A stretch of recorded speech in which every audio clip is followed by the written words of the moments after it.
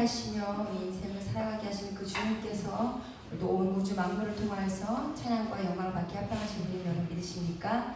우리 찬양의 고백을 통해 이 온 우주 만물이 주님을 찬양함을 함께 높여드리며 함께 나아가시겠습니다.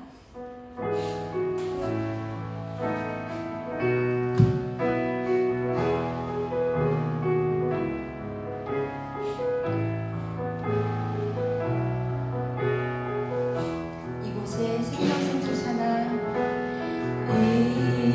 이곳에 생명샘 솟아나 눈물 골짝 지나갈 때에 머잖아 열매 맺히고 웃음소리 넘쳐나리라. 이곳에 생명샘 솟아나 눈물 골짝 지나갈 때에 머잖아 열매 맺히고 웃음소리 넘쳐나리라. 꽃들도 구름도 바람도 맑은 바다도 찬양하라 찬양하라 예수를. 하늘을 울리며 노래해 나의 영혼아 믿을 주 믿을 주 믿을 주. 이번에 그날에 하늘이 열리고 그날에 하늘이 열리고 모든 이가 보게 되리라. 아침에 꽃들이 피고 영원하게 주가 오시리라.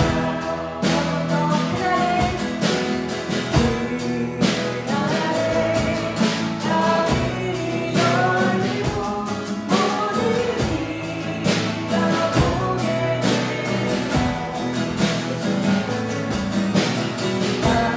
아침에 꽃들이 피고 영원하게 주가 오시리라. 꽃들도 구름도 바람도 맑은 바다도 찬양하라 찬양하라 예수님. 하늘을 울리며 노래해 나의 영혼아 믿을 주 믿을 주 믿을 주. 꽃들도 구름도 바람도 맑은 바다도 찬양하라 찬양하라 예수님. 하늘을 울리며 노래해 나의 영혼아 믿을 주 믿을 주 믿을 주. 한 번 더 꽃들도 구름도 바람도 맑은 바다도 찬양하라 찬양하라 예수님. 아멘. 하늘을 울리며 노래해 나의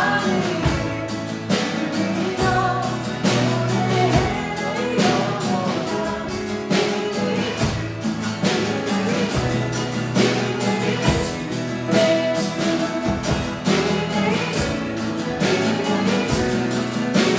믿을 주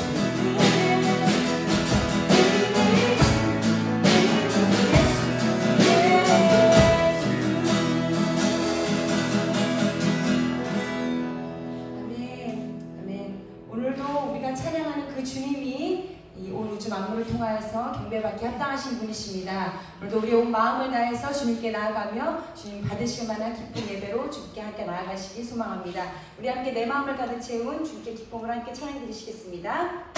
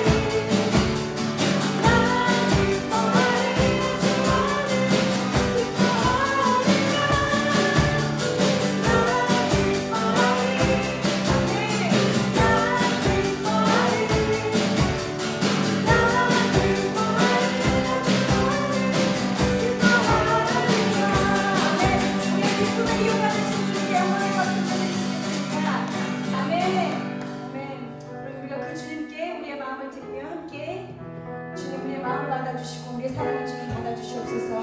이렇게 고백하는 마음으로 찬양 드리시겠습니다.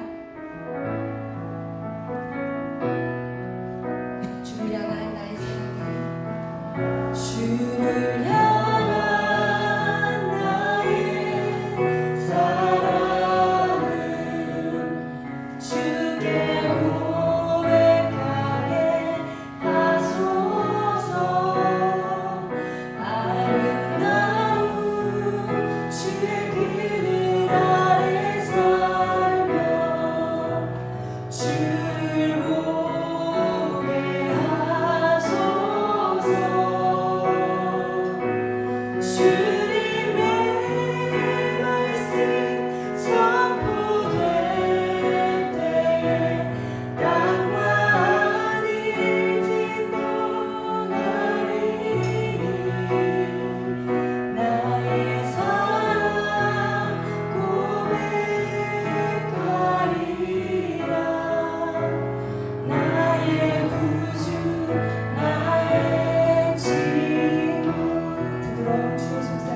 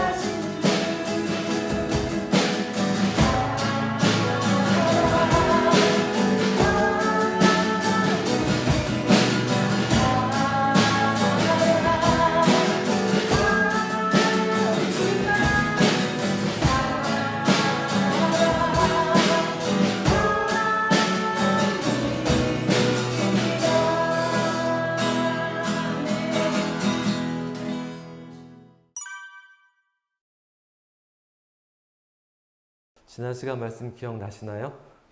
예레미야 32장이었습니다. 시드기야 제10년 예레미야는 시위대 뜰에 갇혀 있었습니다. 시드기야 10년은 유다가 멸망하기 바로 직전입니다.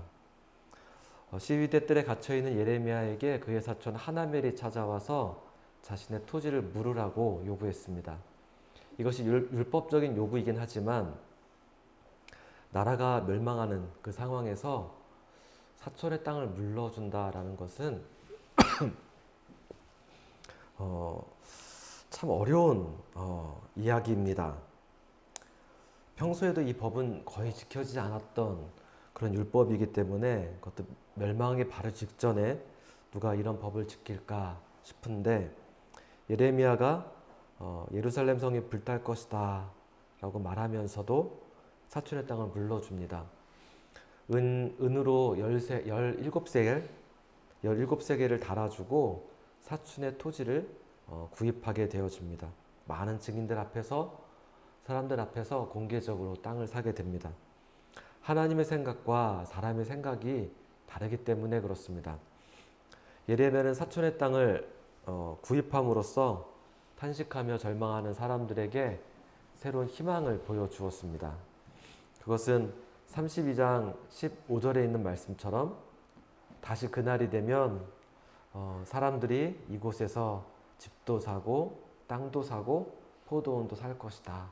그것들을 삶으로 보여주었던 것입니다. 우리는 예레미야와 같이 이 시대에 희망이 되기를 원합니다. 아멘이시죠? 예레미야 32장이 시드기야 제10년에 있었던 상황이라고 말씀드렸는데 오늘 읽은 35장은 여호야김 시대 말씀입니다. 35장과 36장은 여호야김 제4년에 있었던 일입니다. 그러니까 시간적으로는 35장과 36장이 조금 더 후대 일인데 한 17년 정도 더 이전에 있었던 일입니다. 그래서 32장보다는 어떻게 보면 더 앞에 기록되어야 맞는데 이렇게 뒤에 나온 것은 같은 주제를 말씀하기 위해서 그렇습니다. 시드기야 왕과 여호야김 왕의 불순종에 대해서 말씀하기 위해서 같은 내용을 이렇게 함께 묶여져 있습니다. 그래서 오늘 본문은 여호야김 4년 주전 605년입니다. 하나님이 예레미야에게 레갑의 자손들을 모아서 그들에게 포도주를 권하라 라고 말씀하십니다. 예레미야는 하나님께서 왜 이런 말씀을 하실까? 그런 궁금함이 있었을 텐데 그 말씀 그대로 순종합니다. 예루살렘 성에 살고 있는 레갑 자손들을 모아서 하나님의 집, 하나님의 아들 방에 데리고 갑니다. 그 방에는 포도주가 가득한 항아리가 있었고 또 술잔들이 놓여 있었습니다. 예레미야가 레갑 자손들에게 말합니다. 여러분 앞에 있는 포도주를 마음껏 드시기 바랍니다. 그랬더니 이들이 대답하기를 우리는 포도주를 먹지 않습니다. 먹을 수 없습니다. 우리 조상 레갑의 아들 요나답이 우리들에게 이렇게 말했습니다. 너희는 이제부터 포도주를 먹지 말아라. 너희뿐만 아니라 너희 자녀들도 절대로 먹어서는 안 된다. 뿐만 아니라 너희는 집도 짓지 말고 밭에 파종도 하지 말며 오직 장막에 살아라. 그리할 때 너희 생명이 길 것이다. 너희가 장수할 것이다. 라고 말했다는 겁니다. 그래서 우리는 포도주를 먹지 않습니다. 라고 대답을 했습니다. 레갑의 자손들은 조상의 명령을 지키기 위해서 200여 년 동안 대대로 포도주를 마시지 않는 그 삶을 살아왔던 겁니다. 하나님의 말씀도 아니고 또한 포도주를 왜 먹지 말아야 하는지 그 근거나 이유도 희박합니다. 그러지 않을 때 너희가 장수할 거야. 근데 그 근거가 뭔지 나오지도 않습니다. 그런 선조의 말인데도 그들이 대대손손 지키고 있었다라는 겁니다. 하나님이 이렇게 말씀하십니다. 14절에 그 자손은 조상이 내린 명령에 순종하여 이날까지 전혀 포도주를 마시지 않는다. 그러나 너희들은 내가 직접 말하고 또 거듭 말하였으나 내 말을 듣지 않았다. 저는 성경에 이 표현이 참 가슴이 먹먹했는데 너희는 내가 말하여도 듣지 않았고 내가 불러도 대답하지 않았다. 사람이 무엇이라고 하나님이 우리 이렇게 극진히 찾아오시고 말씀하실까요? 내가 직접 너에게 말하고 거듭 말하였으나 내 말을 듣지 않았다. 온 나라가 귀를 닫고 있습니다. 왕에서부터 모든 신하에 이르기까지 종교 지도자들로부터 모든 백성에 이르기까지 하나님의 말씀을 다 무시하고 있습니다. 이런 암흑 같은 시대에도 그러나 인간적인 면에서 성실했던 사람들, 신실했던 사람들이 있었다는 겁니다. 그들이 포도주를 마시지 않았다. 이것이 어떤 의미였을까요? 그들은 세상의 즐거움에, 흥에 취하지 않았다라는 겁니다. 세상 즐거움에 탐닉하지 않았다. 살아가면서 먹는 것, 마시는 것, 그 기쁨이 얼마나 클까요? 요즘 모든 사람들이 그 기쁨을 제외하고 말하지 않습니다. 모든 예능 프로그램에서 먹는 것을 빼면 남는 것이 없습니다. 그러나 우리 그리스도인들에게는 한 가지 불문율이 있습니다. 저와 여러분은 술과 담배를 하지 않습니다. 이 부분에서 반문하는 사람도 있습니다. 성경 어디에 술을 마시지 말라고 했습니까? 담배를 금하라고 했습니까? 담배는 몸에 해로우니까 받아들일 수 있습니다. 수긍합니다. 그러나 왜 술을 마시면 안 되나요? 적당히 마시면 괜찮지 않겠습니까? 포도주에는 황산화 성분이 그렇게 많다고 하고 막걸리에는 유산균이 참 많다고 합니다. 맥주는 유럽 사람들에게는 음료수와 같습니다. 나쁜 거 생각하면 커피에 들어있는 카페인이 더 해롭고 또 인스턴트 탄산음료가 더 해로운데 왜 술만 금합니까? 우리가 취하지 않을 정도로만 마시지 않으면 괜찮지 않겠습니까? 그런데 레갑 자손들은 선조들의 명령인데 묻지도 따지지도 않고 이렇게 순종하고 있다는 겁니다. 그들은 타협하지 않고 그대로 따르고 있습니다. 포도주뿐만 아니라 그들은 집도 짓지 않고 파종도 하지 않았습니다. 천막, 텐트에 살면서 그들은 가축을 키우는 유목 생활을 하고 있다는 겁니다. 이들에게 집을 짓지 말라라는 말씀이 우리의 입장에서 보면 어떤 걸까요? 우리에게 집을 짓지 말라라는 말씀은 집을 소유하지 말라라는 의미가 될 수 있을까요?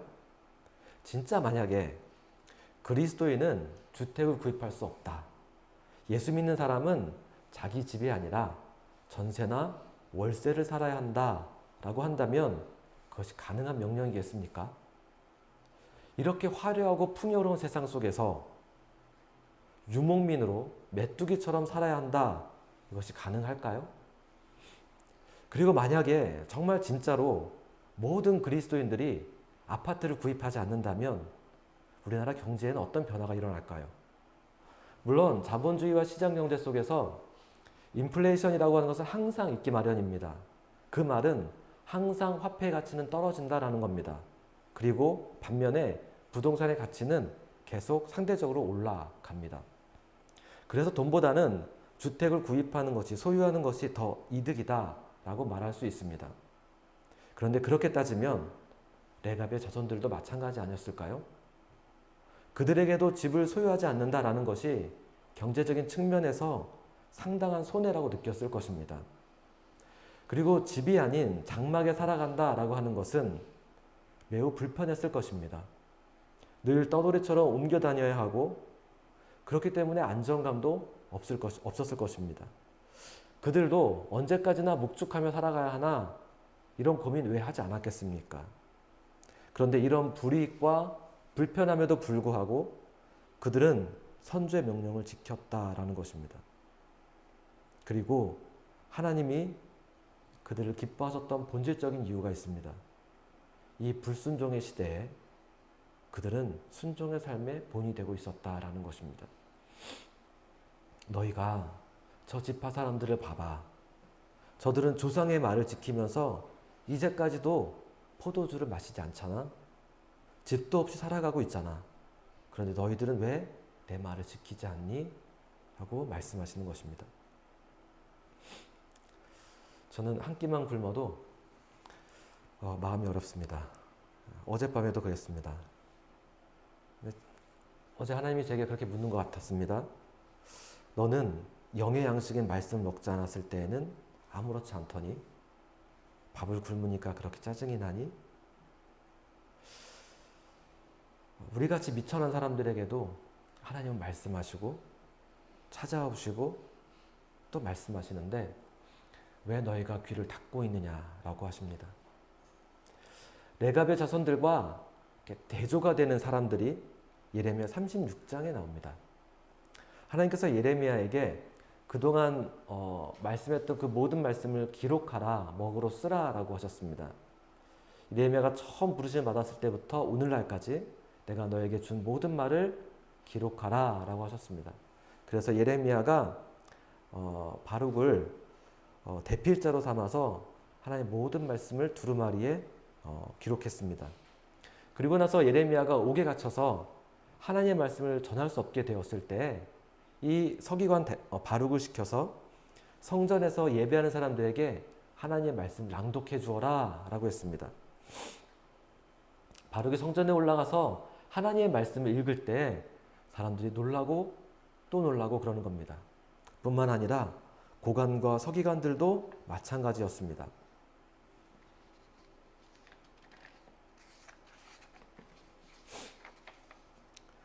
그 중에 여후디라고 하는 사람이 이 두루마리의 심각성을 깨닫게 됩니다. 바룩과 예레미야에게 몸을 피하라 라고 말하고는 그 두루마리를 가지고 왕에게 가져갑니다.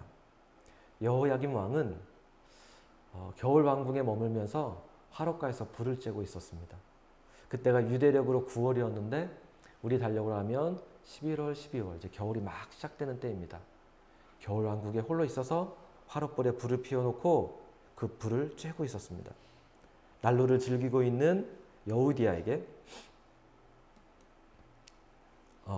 예레미야에게 여우디가 말씀을 읽어줍니다. 36장 23절 여우디가 그 두루마리에 서너 칸을 읽어 내려갈 때마다 왕은 읽은 부분을 서기관의 칼로 잘라내어서 난로에 던져 넣었다.